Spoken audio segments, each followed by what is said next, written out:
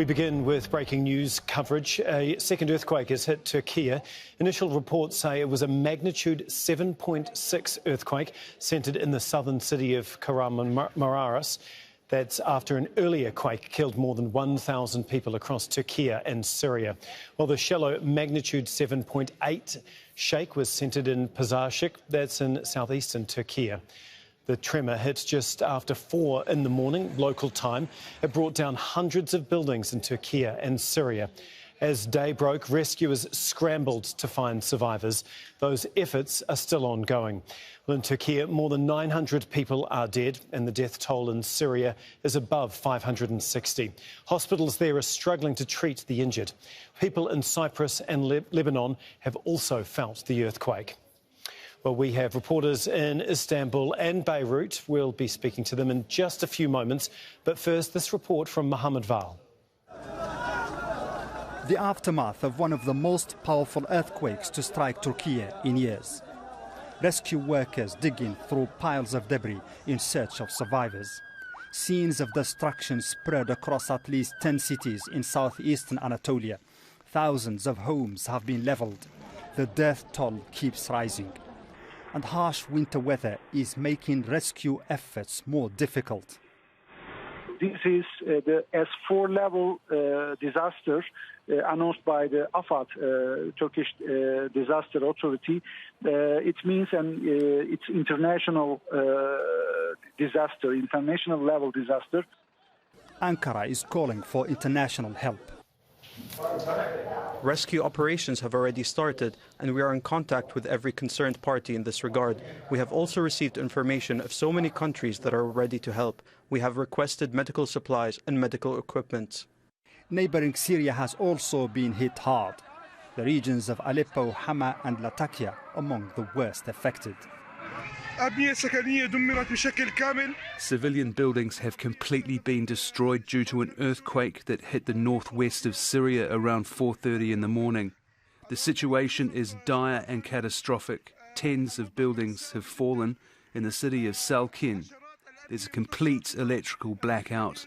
It's really catastrophic. Everyone is on the streets. The buildings are either destroyed or barely holding here.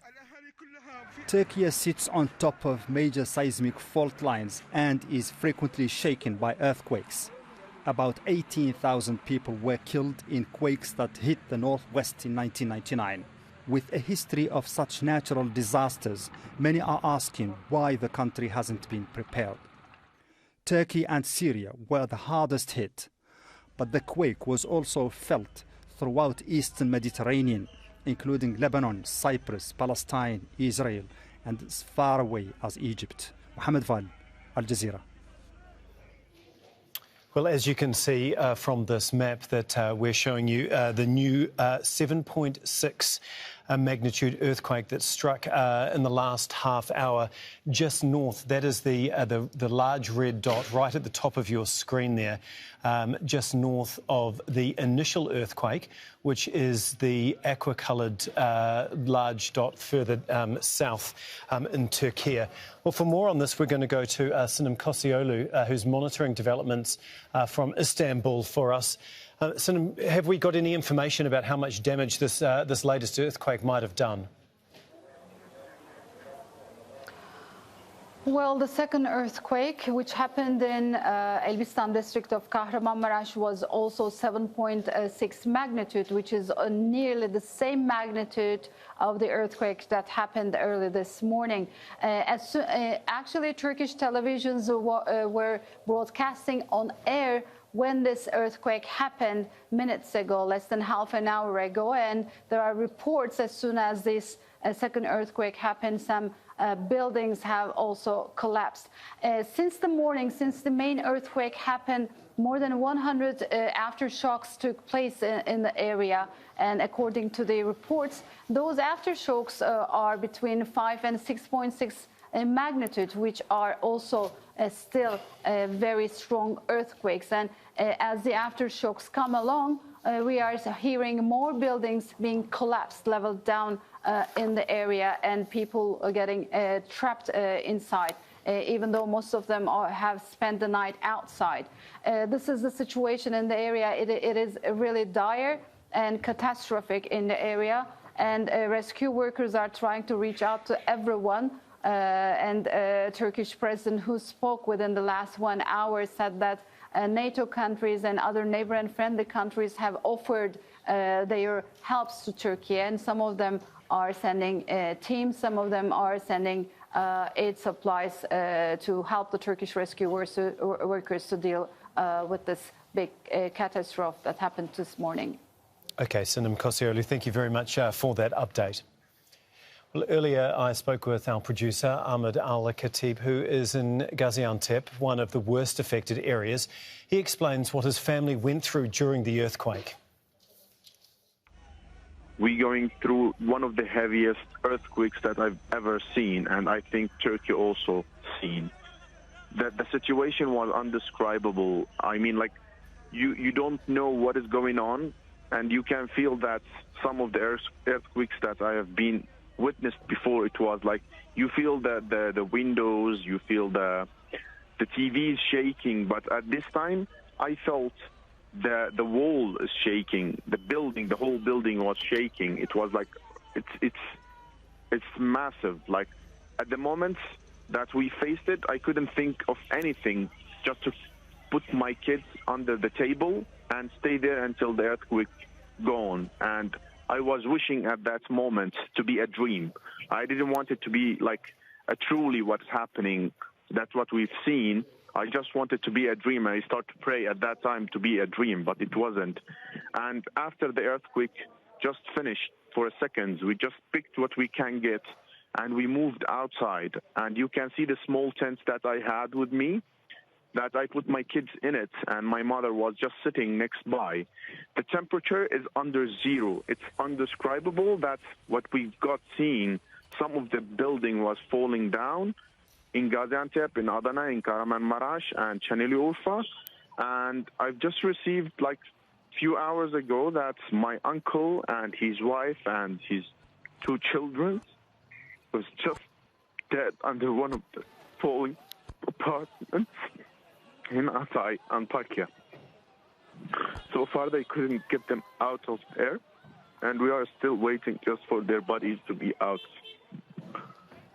Watching some of the miserable. Yeah, seeing some of the images come through from Gaziantep and the other regions that have been affected are just absolutely horrible, and it's amazing to see some of these brave search and rescue teams going through the rubble, especially with the aftershocks that have been continuing. Can you give us a sense of what it is like? Because obviously some survivors of previous earthquakes describe the aftershocks are just as bad, not because of the magnitude, exactly, but because of the psychological impact that it has on people that have survived the initial earthquake.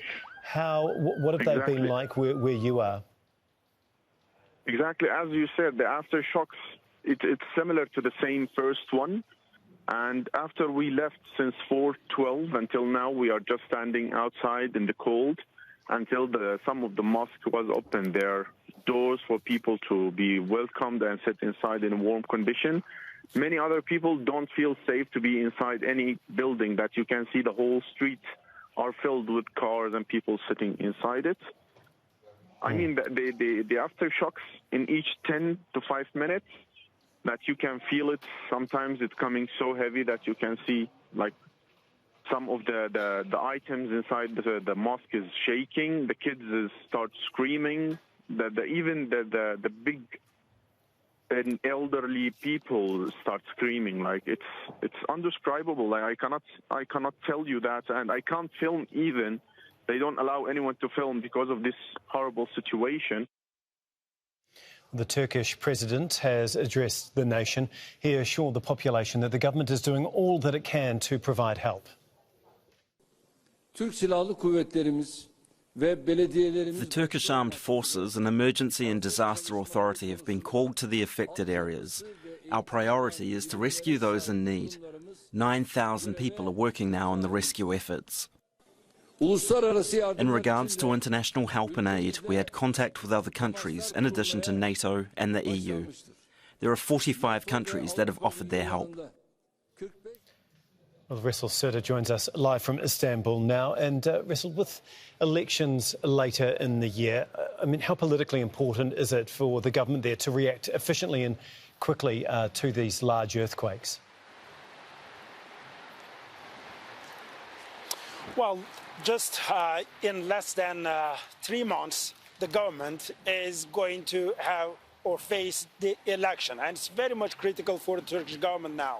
So, and while going to the elections, the country is witnessing the second largest earthquake of the last 100 years. So the largest one happened in 1939 in the province of Erzincan, and the one that happened today is the second largest of the last century. So it is quite critical. President Erdogan is going to face one of the most difficult elections throughout his political career, and the polls shows that it is 50-50. So, on the other hand, the economy is definitely not doing well.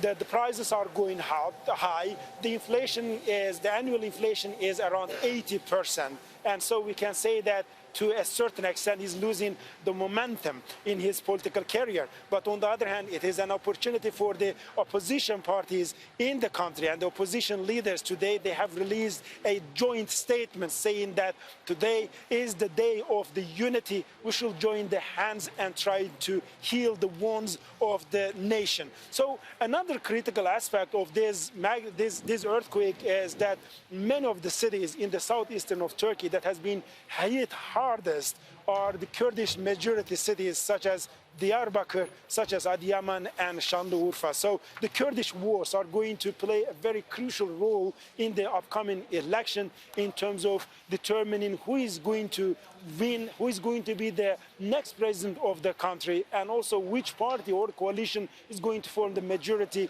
in the parliament. So we can say that it is this earthquake, this very large earthquake, is coming in a very delicate time, both for the government and for the opposition, but above all, particularly for the people. Now we are not talking about tens or hundreds, we are talking about thousands of the lost lives and thousands of injured, and also thousands of the buildings collapsed. And it is not only the magnitude is quite big, but also regarding the area, the geography that it covers, it is beyond the imagination. 10 cities, and many of these cities are the major cities. The city of Adana has more than 2 million people. Urfa, Gaziantep, these cities have more than 2 million population.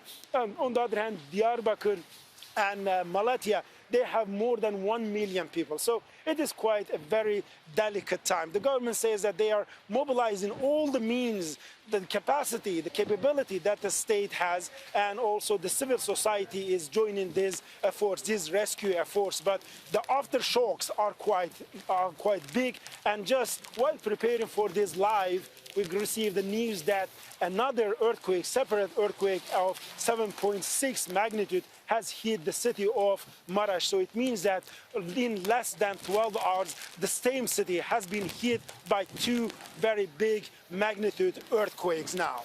OK, thank you so much. That is Ressel Sırda for us, live from Istanbul.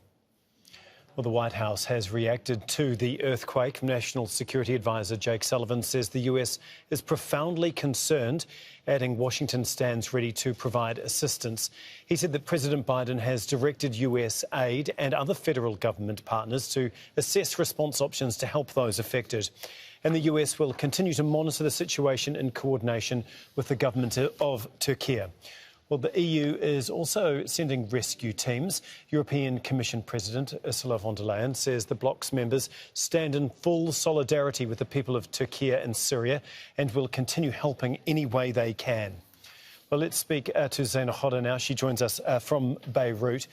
And we've just heard that the death toll in Syria is now at least 371 people. I mean, the aid from the EU and the US can't get to Syria fast enough, which has been just as badly affected by this earthquake as Turkey, if not more so. Yes, Syria has been hit hard by this earthquake. The human toll, the death toll now in the hundreds, but many, many families remain missing, trapped underneath the rubble. It's not clear if they are alive or not. There are appeals for emergency aid, international assistance. There are appeals for machinery because, especially in the opposition-controlled north, there are no state structures. In fact, it's civil defense volunteers who, some of them, are using their bare hands to dig through the rubble, them along with civilians. And it's not just that. In the opposition-controlled north, there's a lack of hospitals. There's a lack of healthcare facilities because during the course of the war, more than 10 years, artillery bombardment, airstrikes by the Syrian government destroyed or damaged many health facilities. So they're appealing for doctors, for medicine, for machinery, for food. This is an area, witnessing a humanitarian crisis. The majority of the people are poor. Millions of them are displaced. So already there was an emergency situation on the ground. And it's not just that. You have the cold, a severe winter storm that is hitting the region as a whole, snow, rain. So people are working under very difficult circumstances to save whoever they can save. But that death toll continues to rise with calls for international assistance growing louder. Okay, Zaina Hodda, thank you so much from Beirut.